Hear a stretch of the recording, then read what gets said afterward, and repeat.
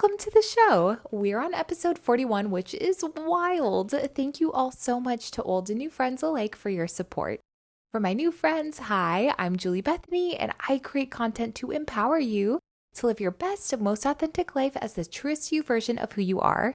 And if we're not official friends yet, I'd love to keep hanging out with you, and we can do that if you subscribe to the show here and or come hang out with me where I'm most active, which is on the gram at Julie Bethany, where I share daily empowerment for you and even more bite-sized bits.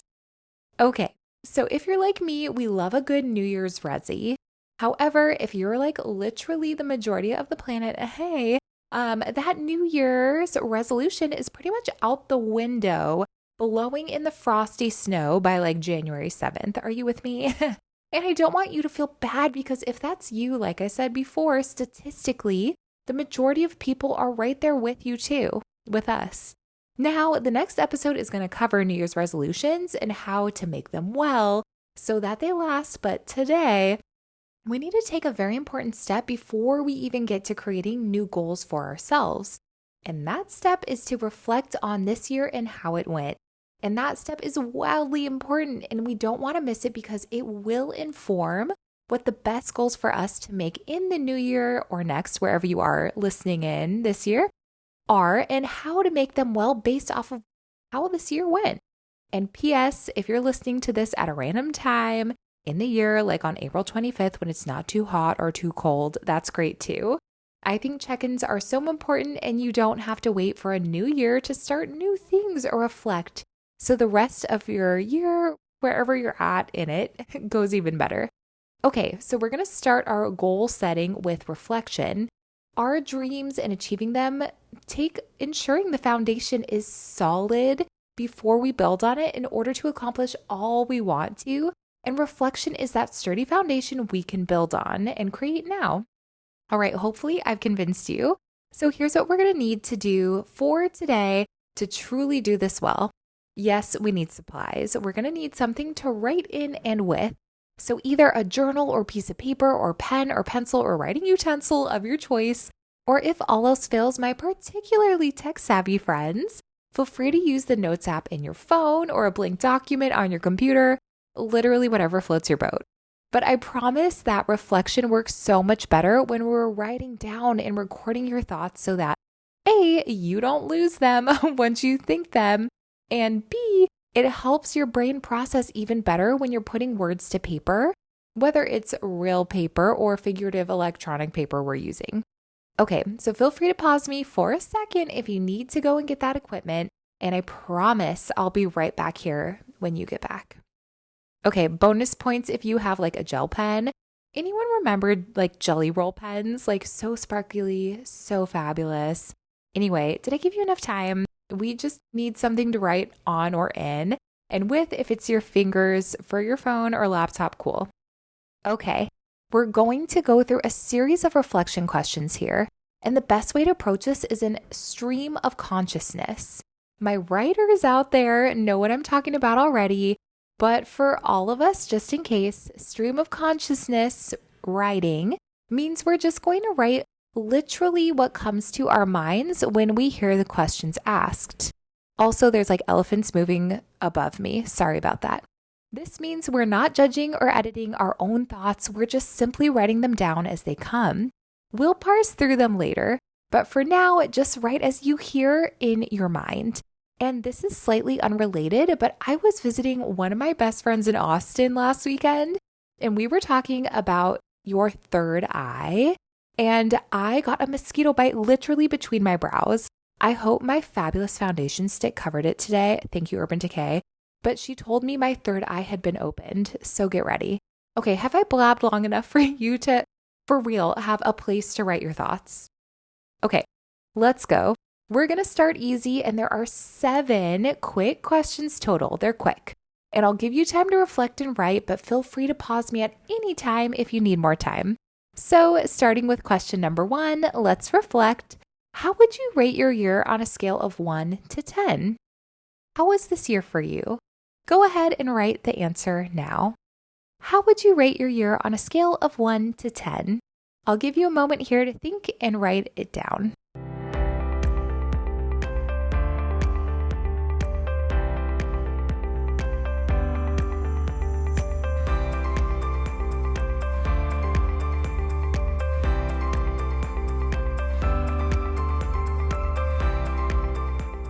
Okay, question number 2. Why did you rate your year this way? Again, why did you rate your year this way?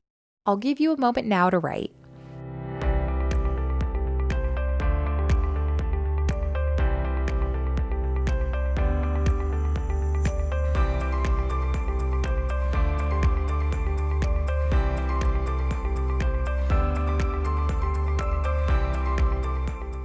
Okay, question 3, and we're writing down our answer in stream of consciousness as it comes. What are you really proud of that you accomplished this past year? What are you really proud of that you accomplished this past year? It does not matter how big or how small it is. Put something, anything down. I'll give you a moment now to open your third eye or mosquito bite and write.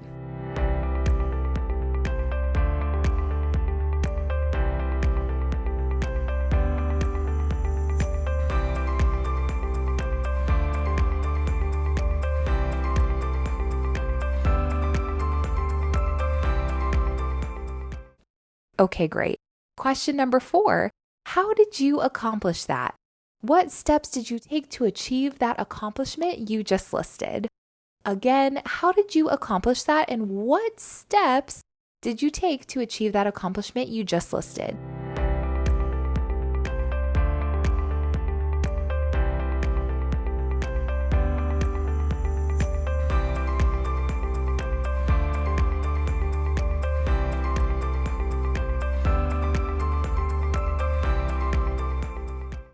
Awesome. Number 5. What do you wish you could have accomplished this past year that you meant to? Again, what do you wish you could have accomplished this past year that you meant to but didn't yet? Keyword yet.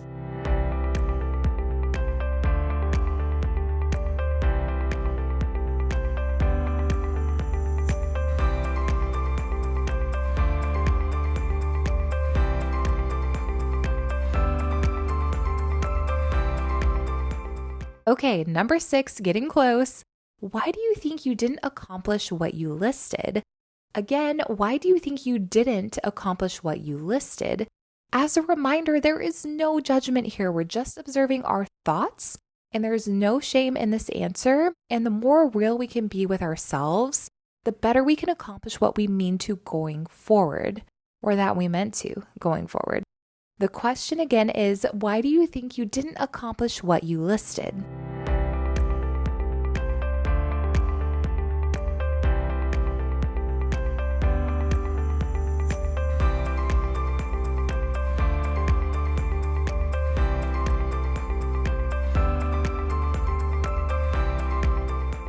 Last question, number 7. If you wanted to achieve what you just listed you didn't get to this year, how would you go about that? For this one, look at what you just listed as why you didn't get to achieve what you wanted to and reverse it. Think of the obstacles in your way and how you would overcome them. Again, last question, if you wanted to achieve what you just listed you didn't get to this last year, how would you go about that?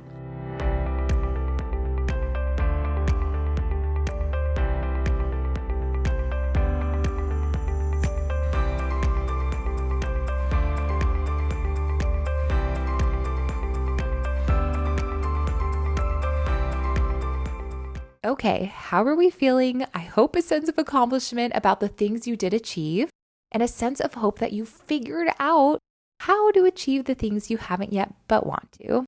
And that, however you rated this year, your next year can absolutely be a 10, like you. So what do we do with this reflection now? Ideally, it should have shown you the things you're happy you achieved this past year and how you can repeat that success in addition to the things you want to roll over like PTO into the new year. PSA, use your PTO. And the key is that you've also written the solution for how you plan to do that without even realizing it. So congrats. So cool, right? I love tricking people like kindly into easily understanding how to be successful. We tend to put a lot of our dreams on hold because we think it's going to be hard to succeed. So we don't reflect on how we can succeed.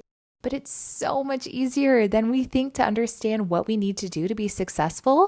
And it starts with reflection questions just like this. You literally just wrote what you need to do to repeat your past success and achieve your future success. How wild. You just told yourself how to achieve your dreams. So now that you have this reflection, I'm hoping it's gotten the ball rolling for you.